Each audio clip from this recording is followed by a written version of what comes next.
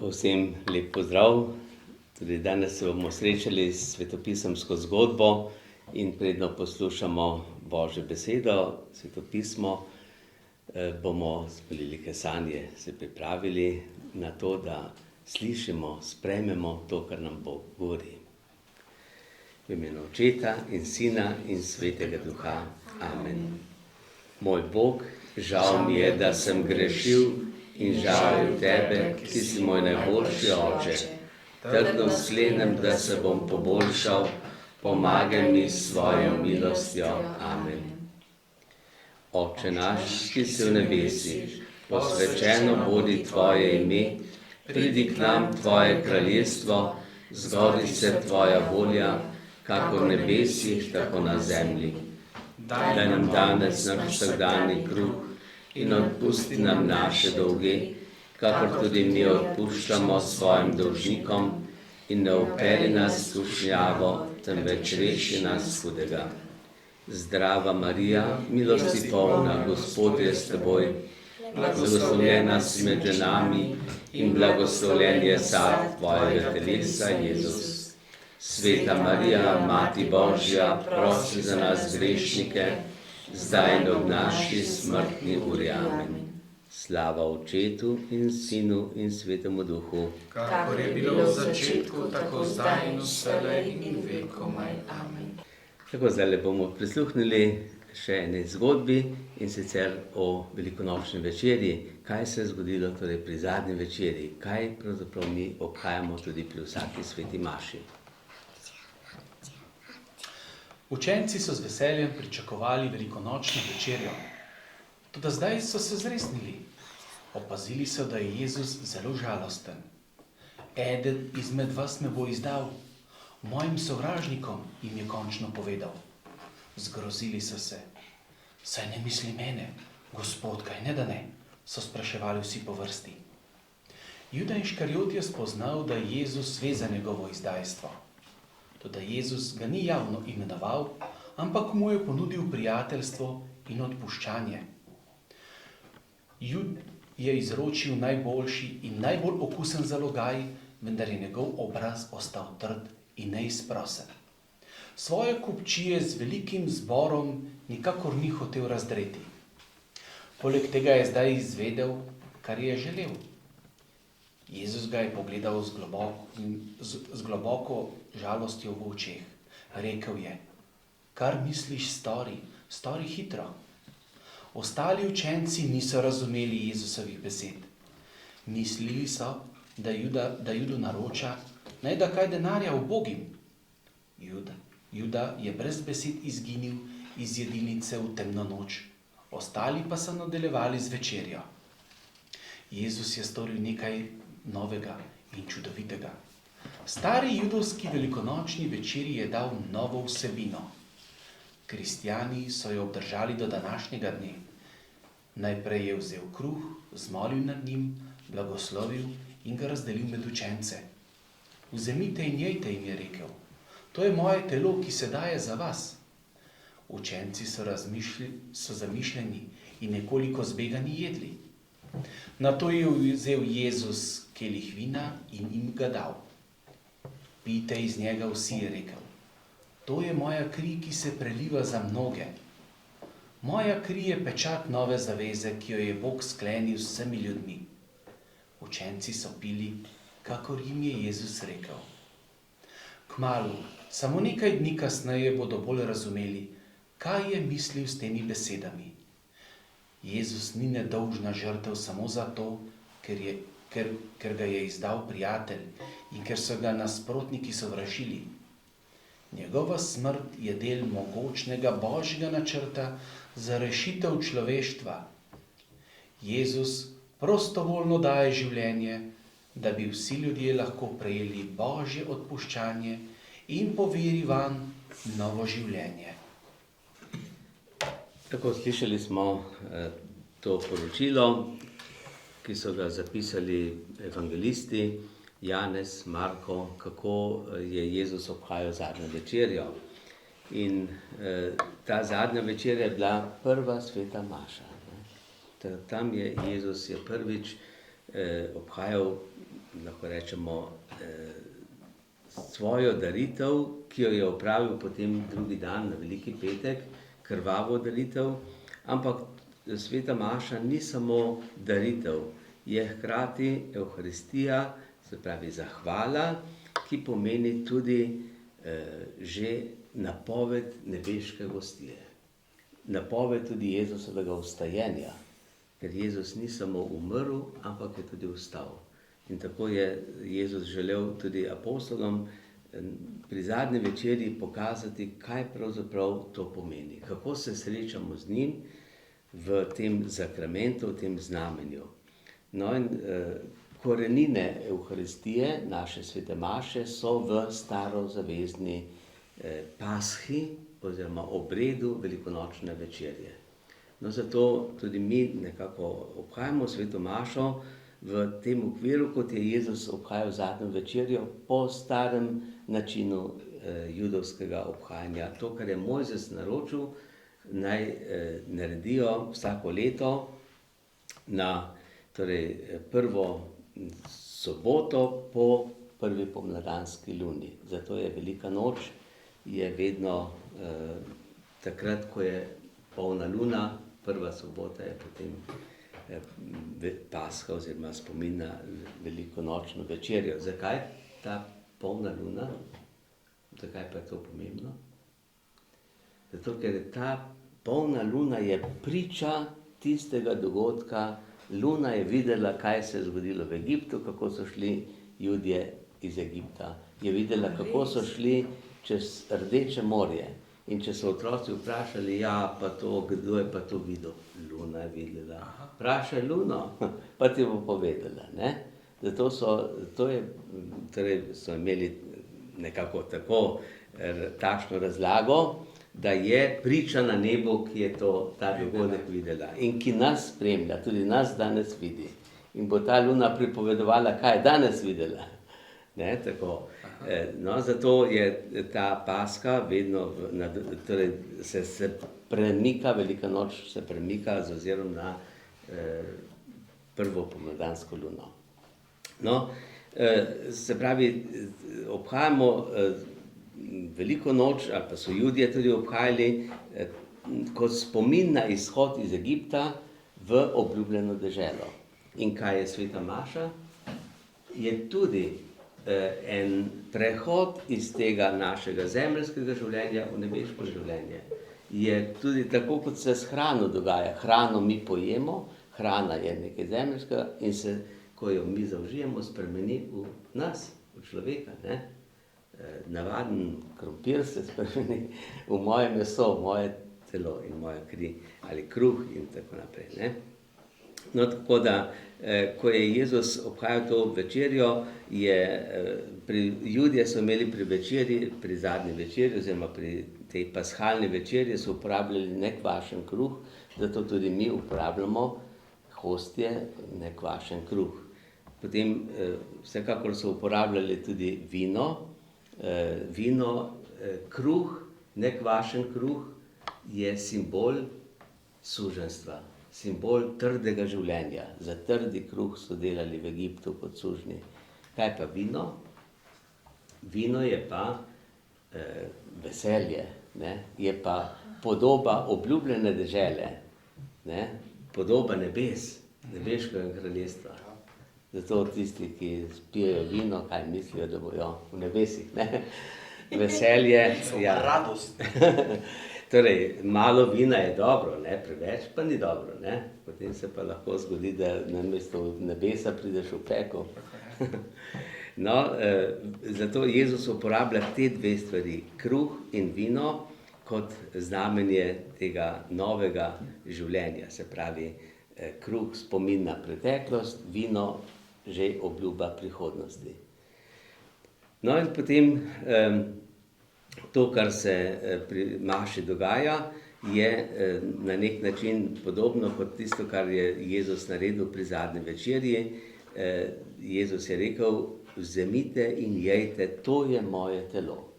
Glede, tukaj imamo lahko težave, nekateri imajo težave, a je to res Jezusovo telo, to, kar uživamo.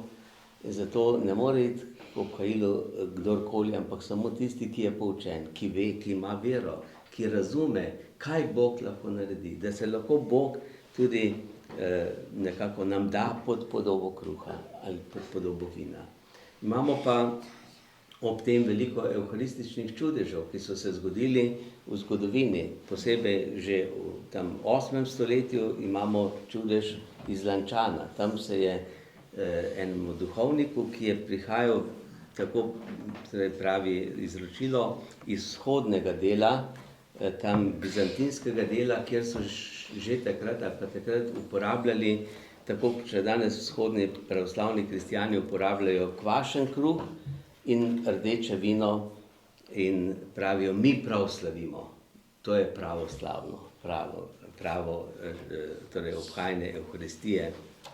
In je imel dvome, ali je to prav, da tam obhaja pa v Lančanu, ki je v Italiji, blizu Ancone, v eni cerkvi je maševal in je dvomil, če bo to prava maša ali ne bo.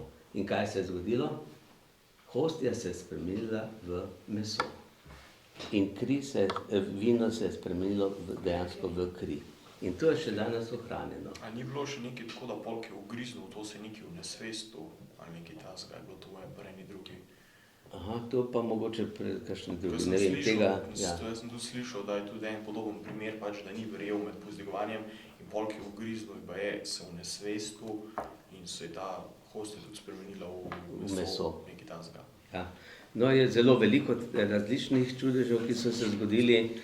No, ta čudež je v tem, da je to še zdaj, po 1250 letih, dejansko ta, se pravi, hostja, ki se je spremenila v meso, je še vedno meso, sveže, kot sveže meso, ki se da ugotoviti celo odhod, iz katerega dela je, da je to iz srca, srčna mišica. Ja? In potem kri, ki se je spremenila strdila v 5 kroglic in te kroglice so, recimo, ko jih tehtajo, ena kroglica je približno 16 gramov, druga kroglica 16 gramov in potem, če daš 2 skupaj, je tudi 16 gramov in če daš vseh 5 skupaj, je 16 gramov. Torej, teža se ne spremeni, kar pomeni, da je to ena oseba, ne? Da je to, kar ne morejo znanstveniki razložiti, lahko razloži samo vera. No, to je eden izmed teh mnogih čudežev, ki so se zgodili evharističnih, kjer se potrjuje, da je to res Jezusovo telo in vino, ki se spremeni, res Jezusova kri. No, imamo torej to ena stvar, ki se zgodi pri sveti maši, drugo pa, da je, pravi Jezus, to je kri nove zaveze. Veste, kaj ta nova zaveza pomeni? V stari zavezi je Bog sklenil zavezo z Mojzesom na gori, so dobili 10 zapovedi in so dobili tudi nekako navodila, kako to zavezo ohranjati in kako darovati Bogu, kakšne daritve se Bogu darujejo.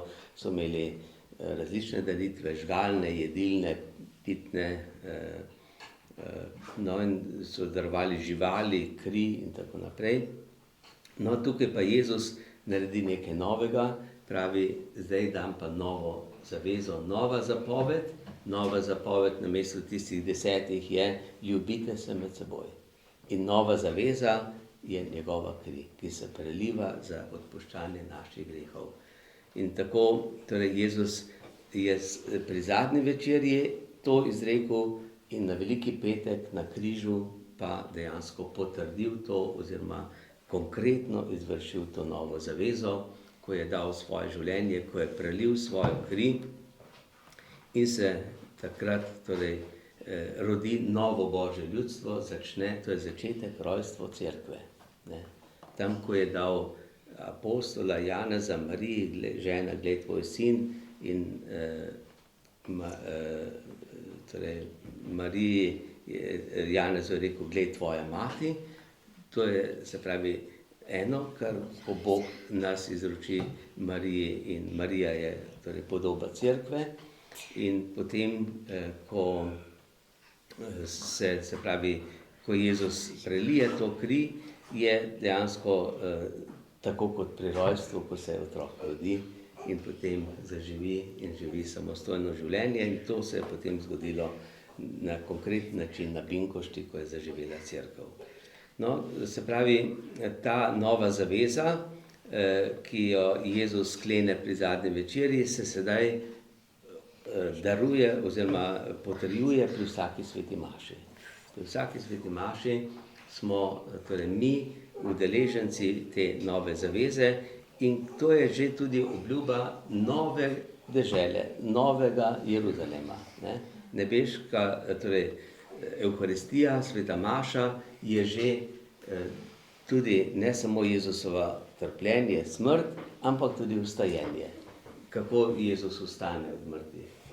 Torej, Jezus živi v nas, v kristjanih, v cerkvi, in tukaj se pokaže torej, ta Jezusova prisotnost tudi v današnjem času. Jezus je rekel, kdor vidi vas, vidi mene. Torej, kdor vidi kristjane, vidi Jezusa Kristusa. No in mi smo zdaj cerkev, dejansko Jezusovo skrivnostno telo. Če smo napolnjeni Svetim Duhom, potem ta Duh dela po nas in mi delamo dela, kot jih je delal Jezus Kristus. No, tako je ta torej velikonočna večerja resnično začetek tega, kar mi obhajamo tukaj in kar bomo obhajali nekoč v nebesih. Ko so Jezusa spraševali, kakšno je Božje kraljestvo, je rekel, Božje kraljestvo je podobno gostiji. Gostiji. To je svadba, to je veselje, to je življenje, to je sreča, to je zaveza. In tako se torej pri vsaki sveti maši obhaja že ta nebeška gostija. Mi smo že nekako udeleženci, skupaj z angeli, svetniki se veselimo in slavimo Boga in zahvaljujemo Bogu. Zato se Evharistija pomeni zahvala. Mi se to veliko molitvijo, zahvalno molitvijo, pravzaprav zahvaljujemo Bogu za ta dar, da smo deležni te milosti, da lahko že zdaj sodelujemo pri tej veliki nebeški gostiji. No in tako bomo tudi zdaj zapeli pesem Miza, okrog nje so zbrani 12 in med njimi Jezus. Tudi mi se ob oltarju vedno znova zbiramo.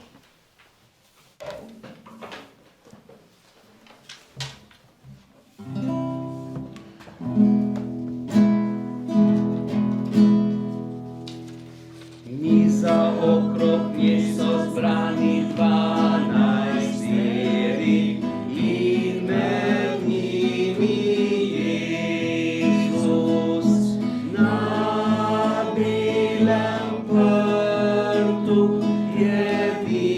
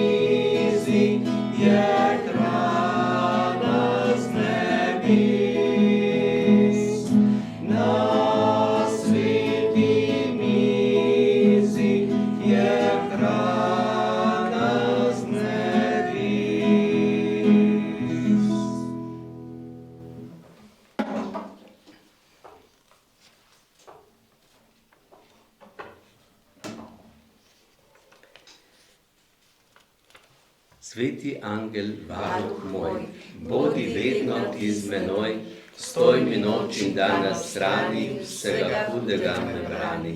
Prav presrčno prosim te, varuj me in vodi me. Amen. Gospod z vami In s tvojim duhom.